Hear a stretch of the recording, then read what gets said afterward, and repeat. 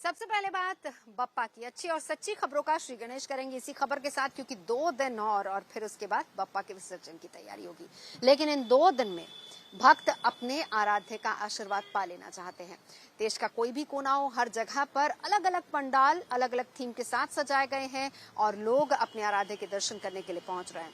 फिर चाहे वो मुंबई हो, अमरावती हो, सूरत हो, कोई भी इलाका हो, हर जगह पर गणेशोत्सव की रौनक देखने को मिल रही है। चलिए आपको दिखाते हैं बप्पा के उत्सव की धूम।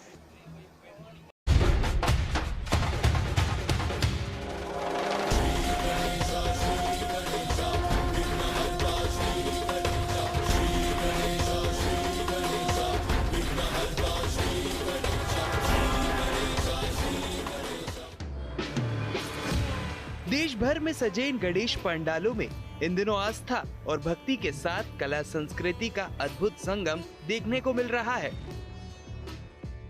इन्हीं में एक गणपति पंडाल मुंबई के घाटकोपर इलाके में मौजूद है, जिसे अखिल भटवाड़ी सार्वजनिक गणेश उत्सव मंडल ने तैयार कराया है, जहां पर्यावरण के प्रति लोगों को जागरूक करने का संदेश दिया जा रहा है। यही वजह है कि यहाँ बप्पा की मूर्ति ना तो मिट्टी से बनी है और ना ही पीओपी से बनी है, बल्कि 10 फीट की ये प्रतिमा कागज से तैयार की गई है।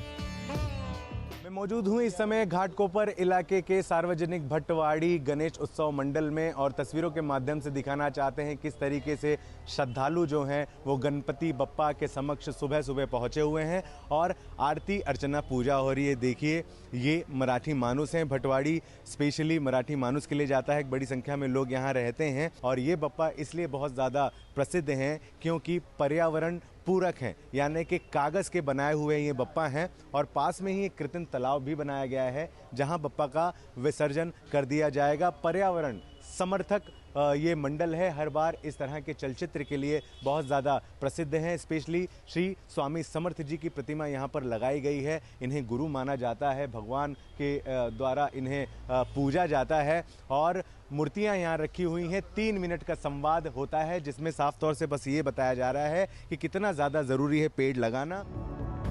घाटकोपर की तरह ही मुंबई के अंधेरी इलाके का ये गणेश पंडाल भी चर्चा में बना हुआ है, क्योंकि इस पंडाल में विराजमान बप्पा को योद्धा के अवतार में पेश किया गया है, जिसे लोग काफी पसंद कर रहे हैं। मैं मौजूद हूँ साउथ मुंबई के तेजुकायाचा राजा महाराज के दरबार में और सबसे पहले तस्वीरों के माध्यम से आप खुद भी बप्पा का दर्शन करें। वीर योद्धा के अवतार में इस समय बप्पा दिख रहे हैं और बहुत ही भव्य दृश्य इसे देखने को मिल रहा है। क्या हाइट है बप्पा की, वैसे कितनी ऊंची ये प्रतिमा है? 22 फीट की प्रतिमा है ये। हर साल ऐसे? हर साल ऐसे रहते हैं। Same to same? नहीं, ऐसे कभी एक साल में बैठते हैं, कभी खड़े रहते हैं, ऐसा है। मुंबई ही नहीं, राज्य के दूसरे शहरों में भी ऐसे अनोखे और खूबसूरत गणेश पंडाल छाए हुए हैं, जिसकी एक तस्वीर अमरावती से सामने आई, जहां श्री रुक्मणी गणेश उत्सव मंडल ने इस साल गुजरात के अक्षरधाम मंदिर की तर्ज पर गणेश पंडाल बनाया है, जिसकी खूबसूरती निखारने के लिए पंडाल के अंदर और बाहर शानदार लाइटिंग की गई है। आयोजकों का ये प्रयास लोगों को इतना पसंद आ रहा है कि वो इस खूबसूरत गणेश पंडाल का मोबाइल से वीडियो बनाना और फोटो खींचना नहीं भूलते। अमरावती के साइंस कोर मैदान में भव्य गुजरात का अक्षरधाम मंदिर बना है। ये जो पंडाल है श्री रुक्मिणी गणेशोत्सव मंडल है और यहाँ पर आप देख सकते हो साइंस कोर मैदान में गुजरात का जो अक्षरधाम मंदिर है उसकी प्रतिकृति यहाँ पर की गई है। और सबसे अहम बात यही है कि इस पंडाल में इस मंदिर को देखने के लिए गणपति बप्पा के भक्त बड़े पैमाने पर आ रहे हैं। उधर अकोला में विश्वकर्मा गणेश उत्सव मंडल का ये गणपति पंडाल ऑपरेशन सिंदूर को समर्पित है। इस पंडाल में ऑपरेशन सिंदूर के दौरान इस्तेमाल किए गए सैन्य हथियारों का प्रदर्शन बेहद खूबसूरती से किया गया है। आयोजक ने बताया कि उन्होंने ऑपरेशन सिंदूर की शौर्य गाथा को लोगों तक पहुंचाने के लिए ये तरीका अपनाया।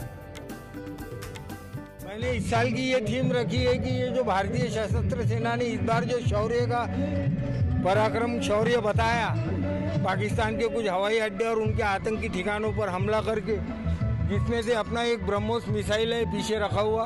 ये ब्रह्मोस मिसाइल से अपन ने पूरे उनके एयरपोर्ट उड़ाए और उनके आने वाले ड्रोन ये BM-21 ये multi barrel system rocket launcher ने इससे बस्ट किए, ऊपर से ऊपर आने वाले जो मार गिरा है, यही लोगों को दिखा रहा हूँ।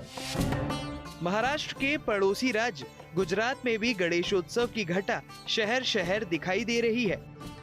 डायमंड सिटी के नाम से मशहूर सूरत का ये गणेश पंडाल थाईलैंड के कैंडी पार्क की थीम पर बना है, जो लोगों को खूब पसंद आ रहा है, खासकर बच्चों को। सेलर बाल गणेश मंडल के सदस्यों ने बताया कि अब तक इस गणपति पंडाल को देखने के लिए करीब 5000 बच्चे आ चुके हैं। 25 सालों से ये सेलर बाल गणेश मंडल चला है, ये हमारा 25वां साल है और इस साल हमने एक आइलैंड बनाया है, वो कैंडी आइलैंड है। उसमें अलग अलग प्रकार की वेराइटीज, चॉकलेट्स, कैंडी, चॉकोबार सब वगैरह रखा है। बच्चों के लिए इसलिए हमें ऐसा रखा है कि इस जमाने में बच्चे लोग मोबाइल में ज्यादा रखे रहते हैं, इसके साथ हम बच्चों को एंटरटेनमेंट दे सके और भगवान की प्रार्थना भी करवा सके। मैंने यहाँ पे आते हुए देखा कि बच्चों के फेस पर कैंडी का नाम सुनते इतनी चमक आ जाती है ना, और यहाँ पे कैंडी भी मिल रही है, उसके हिसाब से तो उसकी खुशी दुगनी हो जाती है। और यहाँ का कॉन्सेप्ट मुझे बहुत अच्छा लगा। गणेश उत्सव के इस पर्व के समापन में सिर्फ 2 दिन बाकी है। ऐसे में बप्पा की विदाई भी अब शुरू हो चुकी है। यूपी के झांसी में आवास विकास कॉलोनी के लोगों ने बप्पा की विदाई बड़े ही धूमधाम के साथ की। वहां लोग विघ्नहर्ता की मूर्ति को खूबसूरत विंटेज कार पर रखकर विसर्जन के लिए लेकर गए। मुंबई से धर्मेंद्र दुबे, अकोला और अमरावती से धनंजय साबले, सूरत से संजय सिंह राठौड़ और झांसी से Ajay Jha, good news today. और अब बात निर्देशक SS राजामौली की कर लेते हैं, जिनकी आने वाली फिल्म को लेकर खूब चर्चाएं हो रही। चर्चाएं दरअसल उनके बजट को लेकर हो रही हैं। आने वाली फिल्म का बजट है 1200 करोड़ रुपए। ये अपने आप में बहुत बड़ी बात है।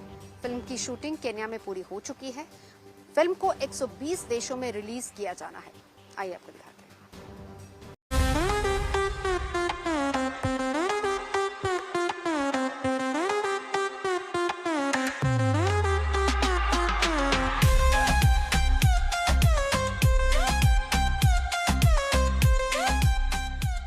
बाहुबली और RRR जैसी ब्लॉकबस्टर फिल्मों का निर्देशन करने वाले SS राजामौली फिर से चर्चा में हैं।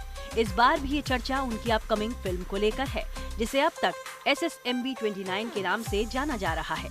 राजामौली की ये फिल्म अपनी स्टार कास्ट की वजह से चर्चा में नहीं है, बल्कि अपने मेगा बजट और सबसे बड़ी ग्लोबल रिलीज की तैयारी को लेकर है। कुछ मीडिया रिपोर्ट्स में दावा किया जा रहा है कि राजामौली की इस फिल्म का बजट करीब 1200 करोड़ है और मेकर्स इस फिल्म को भारतीय सिनेमा की सबसे बड़ी ग्लोबल रिलीज देने की तैयारी कर रहे हैं।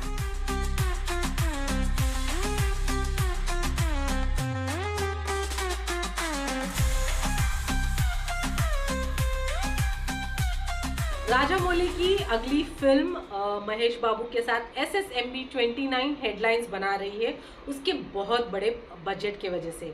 ऐसा कहा जा रहा है रिपोर्ट्स की माने तो 1100 करोड़ के बजट पे ये पहली इंडियन फिल्म बनने वाली है।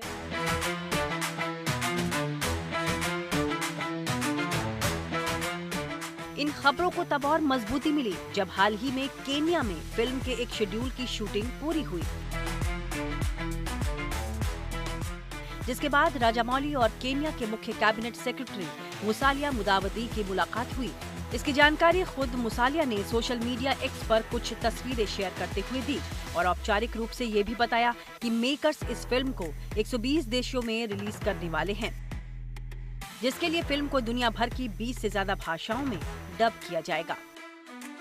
ये फिल्म हैदराबाद में ऑलरेडी शूटिंग हो चुकी है। इसका फर्स्ट शेड्यूल ऑलरेडी हैदराबाद में कंप्लीट हो चुका है। 50 करोड़ के एक सेट भी बनाया गया था रामोजी फिल्म सिटी में, जहाँ पर एक वाराणसी का सिटी क्रिएट किया गया है, वहाँ पर जहाँ पर घाट, मंदिर और बहुत सारे ऐसे सेट्स बनाए गए थे, जिसकी शूटिंग्स ख़त्म हो चुकी है। उसके बाद पूरी टीम पृथ्वीराज, प्रियंका चोपड़ा, महेश बाबू उड़ीसा गए थे। उड़ीसा में एक शेड्यूल वहाँ पर भी कंप्लीट हो चुका है। राजामौली की इस फिल्म में बॉलीवुड में हॉलीवुड स्टार बनी प्रियंका चोपड़ा और साउथ के सुपरस्टार महेश बाबू लीड रोल में नजर आने वाले हैं। पिछले दिनों महेश बाबू के बर्थडे पर एसएस राजामौली ने एक पोस्टर जारी किया था, जिसमें किसी का चेहरा नजर तो नहीं आया, लेकिन कहा जा रहा है कि ये महेश बाबू की तस्वीर है। इस पोस्टर के साथ डायरेक्टर ने ऐलान किया था कि फिल्म को लेकर नवंबर में बड़ी जानकारी दी जाएगी। ये फिल्म में महेश बाबू के साथ प्रियंका चोपड़ा, पृथ्वीराज सुकुमारन और बहुत से एक्टर्स नजर आएंगे। ऐसे भी कहा जा रहा है कि ये फिल्म एक एडवेंचरस फिल्म रहेगी और जिसके लिए प्रियंका चोपड़ा एक बड़े गैप के बाद हमें बड़े पर्दे पे नजर आएंगी ये फिल्म के साथ। ऐसे कहा जा रहा है कि इसके लिए महेश बाबू बहुत ही ज़्यादा प्रेप कर रहे हैं। वो एक अलग ही अवतार में नजर आने वाले हैं ये फिल्म में, और प्रियंका चोपड़ा भी का एक बड़े गैप के बाद नजर आना एक्साइटेड कर रहा है फैंस को भी। एसएस राजामौली अपनी कमाल की स्टोरी टेलिंग के लिए जाने जाते हैं। ऐसे में राजामौली के इस ऐलान के बाद से ही फैंस काफी खुश हैं। फिल्म की शूटिंग चल रही है और कहा जा रहा है कि ये फिल्म 2027 तक सिनेमा घरों में दस्तक दे सकती है। हालांकि फिल्म की रिलीज डेट अभी अनाउंस नहीं की गई है, लेकिन SSMB 29 को लेकर अभी से मार्केट में भयंकर बज़ है। मुंबई से अनीता ब्रिटो के साथ bureau report, good news today.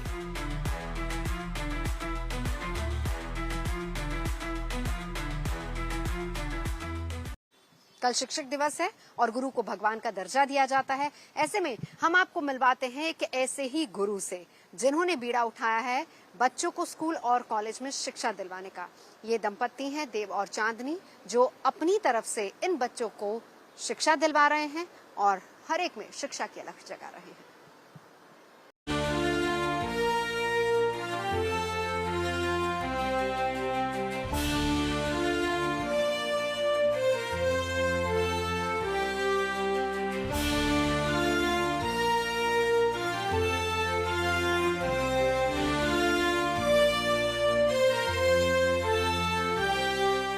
हमारे देश में ऐसे ही नहीं शिक्षकों को भगवान से ऊपर का दर्जा दिया जाता है। स्कूली जीवन की शुरुआत से कॉलेज की शिक्षा तक शिक्षक हमारे जीवन में अहम भूमिका निभाते हैं। जीवन देने वाले माता पिता के बाद जीवन को सही दिशा देने का काम शिक्षक ही करते हैं।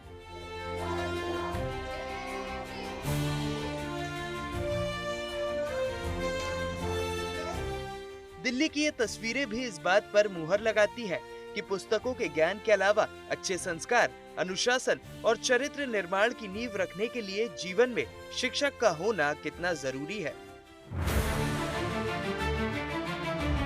हालांकि हमारे देश में अब भी ऐसे कई बच्चे हैं जो आर्थिक वजहों से शिक्षा के अधिकार से वंचित हैं।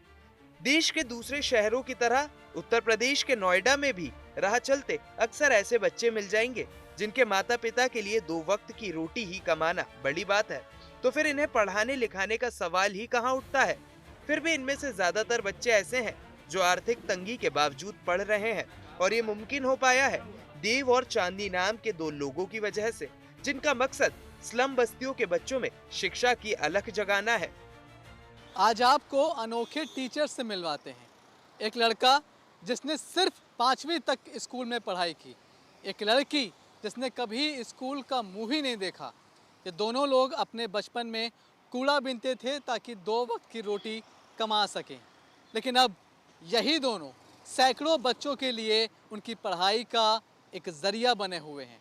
इन दोनों से आपको मिलवाएंगे और उन बच्चों से भी मिलवाएंगे जो कभी बाजार में गुलाब का फूल लेकर ग्राहक के पीछे दौड़ते थे, लेकिन आज महंगे महंगे स्कूल में पढ़ाई करके अपने नाम नई नई उपलब्धियां लिख रहे हैं। पिछले कुछ साल में गरीब और स्लम बस्तियों के कई बच्चों के जीवन में बदलाव आ चुका है। नोएडा के रहने वाली 12 साल की शबीना के माता पिता ने कभी कल्पना नहीं की थी कि वो शहर के एक बड़े प्राइवेट स्कूल की छात्रा हो जाएगी। कभी नोएडा के भीड़भाड़ वाले मार्केट सेक्टर 18 में घूम घूम कर गुलाब के फूल बेचा करती थी, लेकिन अब वो एक नामी स्कूल की 7वीं की छात्रा है। पढ़ लिख कर शबीना भारतीय प्रशासनिक सेवा में शामिल होना चाहती है, यानी उनका सपना IAS अफसर बनने का है। मेरे घर में मेरा एक छोटा भाई है और मैं हूँ और मेरे मम्मी पापा हैं। मेरी मम्मी हाउसवाइफ है और मेरे पापा रिक्शा चलाते हैं, और मेरा भाई श्री जी संस्कार स्कूल में पढ़ता है और मैं GD गोइंका ग्लोबल स्कूल में पढ़ती हूँ। शबीना की तरह देव और चांदनी की मदद से शमा की जिंदगी बदल गई है। बेहद गरीब परिवार से ताल्लुक रखने वाली शमा की मां नोएडा के सेक्टर 18 में भुट्टा बेचती है, जबकि शबीना ने हाल में ही ग्रेटर नोएडा की एक नामी गिरामी यूनिवर्सिटी में बीबीए के फर्स्ट ईयर में दाखिला लिया है। देव और चांदनी के सहयोग की ही वजह से यूनिवर्सिटी की दाखिला फीस का इंतजाम हो पाया। इतने संघर्ष के बाद जिंदगी में आगे बढ़ रही शमा के लिए ये किसी सपने की ही तरह है, जिसे वो अब पूरी शिद्दत से जी रही है। मैंने 18 में कूड़ा भी बीना है और फूल भी बेचे। मेरी पूरी ज़िंदगी मतलब आधे से ज़्यादा मेरी उसी काम में निकल चुकी है कि फूल बेचना और बस कबाड़ा बीनना, इसी में। पहले लाइफ में कुछ पता नहीं था कि कुछ मैं इस तरह से यहाँ तक पहुँच भी पाऊँगी, या फिर सपना भी नहीं था कि मैं इतनी बड़ी यूनिवर्सिटी में मेरा एडमिशन होगा और मैं वहाँ की स्टूडेंट कहलाऊँगी। आईडी कार्ड पहनना मुझे बहुत अच्छा लगता है। जब मैं शारदा का पहन के जाती हूँ तो वो अलग ही खुशी और अलग ही वो फील आता है। वहाँ पर मैं बहुत लोगों से इंटरेक्ट करती हूँ, मिलती हूँ, तो लगता है कि सच में मैं यहाँ पर हूँ या फिर मैं कहीं और है, कहीं मैं सपना तो नहीं देख रही। ये कहानी सिर्फ शबीना और शमा जैसे बच्चों तक सीमित नहीं है, बल्कि ऐसे कई और गरीब बच्चे हैं जिनके अभिभावकों को भी ये बात समझ में आ गई है। उनके बच्चों की जिंदगी बदलने में शिक्षा का अहम रोल हो सकता है।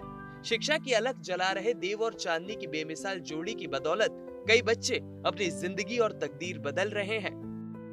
घर मम्मी संभालती हैं? क्या करती हैं मम्मी? मम्मी जॉब नहीं करती हैं अभी। अच्छा, अब मुझे ये बताओ कि अभी जो स्कूल जा रहे हो सब अच्छा लग रहा है? वहाँ पढ़ाई अच्छे से चल रही है? हाँ। क्या बनना है ना आगे जाके? डॉक्टर बनना है। क्यों?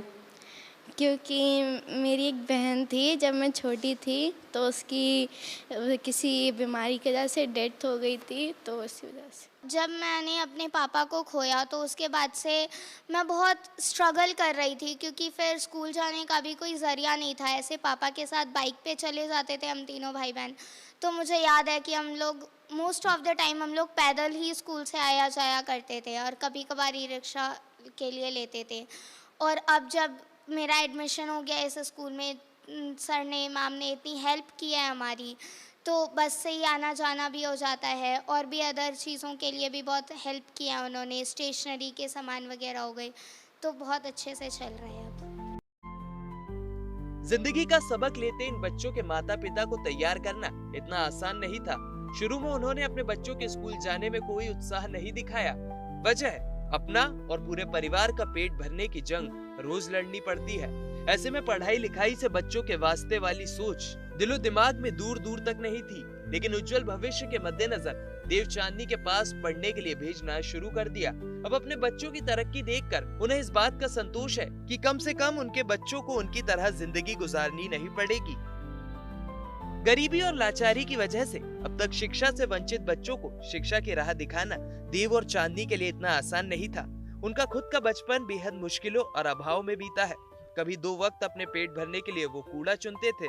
जीवन में आने वाली कठिनाइयों और चुनौतियों से जूझते जूझते देव खुद नशे की गिरफ्त में आ गया था। नौबत छोटी छोटी चोरियां करने तक पहुंच गई थी, लेकिन जीवन की इस मुश्किल यात्रा में किसी भले मानुष ने उसका हाथ थामकर सही राह दिखाई।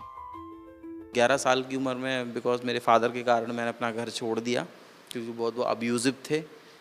और लेकिन मुझे कुछ करना था, लेकिन 11 साल के बच्चे को नौकरी कौन देगा। तो सबसे पहले अपनी जर्नी मैंने अपने स्टेशन से कूड़ा बीनने से स्टार्ट की।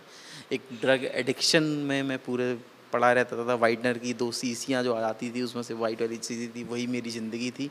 वही मेरे लिए एक कूड़ा उठाने का पर्पस था। 14 साल की उम्र में मुझे एक सहारा मिला, जिन्होंने मुझे हेल्प की और जिनका आज वो मेरे बड़े भाई हैं, जिनका नाम राजा परमार है। उन्होंने पता नहीं क्यों मेरी हेल्प की, मुझे नहीं पता, मेरी हेल्प की, वहाँ से उस सिचुएशन से मुझे निकाला। देव की साथी चांदनी भी बेहद गरीब परिवार से ताल्लुक रखती थी। उसका परिवार मदारी के पेशे से जुड़ा था, जो सड़क किनारे खेल तमाशा दिखाता था। इस बीच अपने पिता की मौत के बाद चांदनी ने कूड़ा चुना तो कभी फूल बेचे। फिर भी ओपन स्कूल से चांदनी ने 12वीं तक पढ़ाई की, फिर अपनी ही तरह दूसरे गरीब बच्चों का सहारा बनने लगी।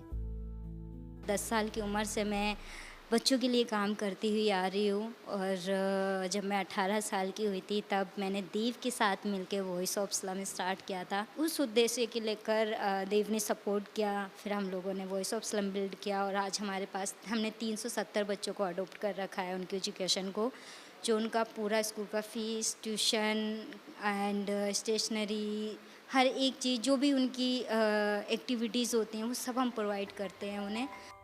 इस तेज भागती दौड़ती जिंदगी में देव और चांदनी को भी एहसास है कि सिर्फ किताबी ज्ञान से आर्थिक रूप से जिंदगी बहुत नहीं बदली जा सकती। यही वजह है कि उन्होंने मिलकर अब एक स्टूडियो तैयार किया है जिसमें बच्चों को कैमरा, लाइट, एक्शन के साथ साथ एडिटिंग कोर्स की भी ट्रेनिंग दी जा रही है, जिससे गरीब बच्चे अनुभव और व्यवहारिक के आधार पर तैयार हो पाएं और स्किल के दम पर अपने लिए नए नए मौके खोज पाएं और जिंदगी में आने वाली हर चुनौती से निपट पाएं। नोएडा से मनीष चौरसिया के साथ bureau report, good news today. अच्छी और सच्ची खबरों में अभी के लिए बस इतना ही। देश और दुनिया की तमाम अच्छी खबरों के लिए आप देखते रहिए गुड न्यूज टुडे।